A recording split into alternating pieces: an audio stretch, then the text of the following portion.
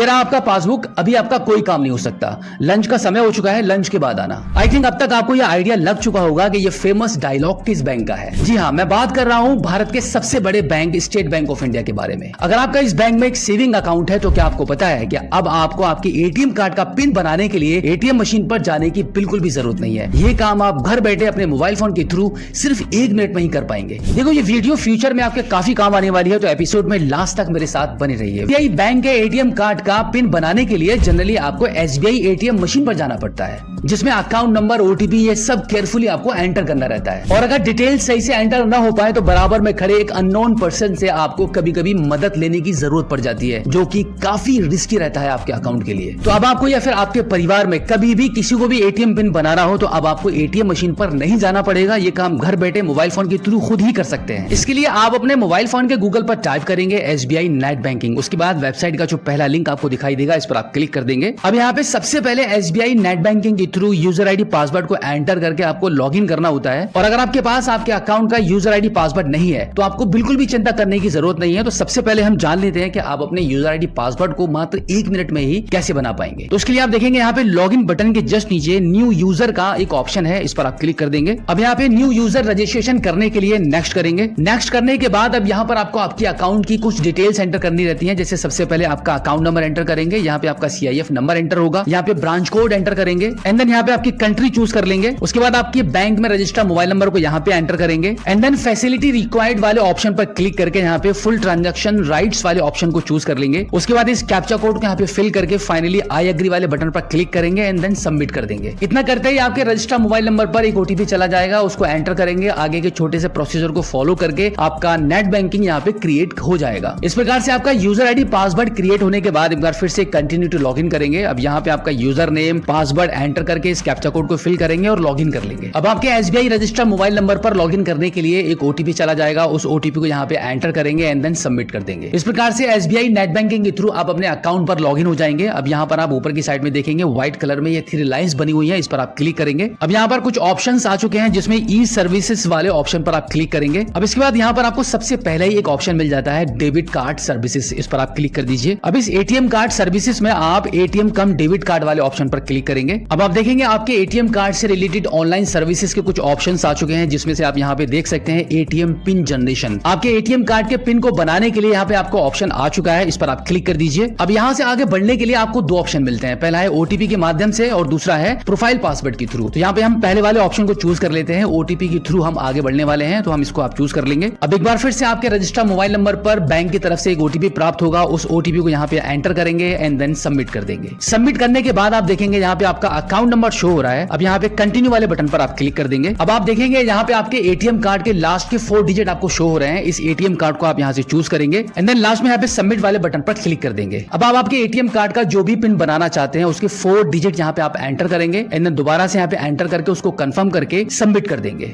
जैसे ही आप सबमिट करेंगे तो आप देखेंगे आपके एटीएम कार्ड का पिन बिना एटीएम मशीन पर जाए हुए घर बैठे ही बन चुका है। सो आई होप अब आप अच्छे से समझ गए होंगे कि एसबीआई एटीएम कार्ड के पिन को घर बैठे कैसे बनाते हैं। अगर आपका अभी भी कोई सवाल है तो इस एपिसोड के एंड में आप हमें फीडबैक के माध्यम से बता सकते हैं।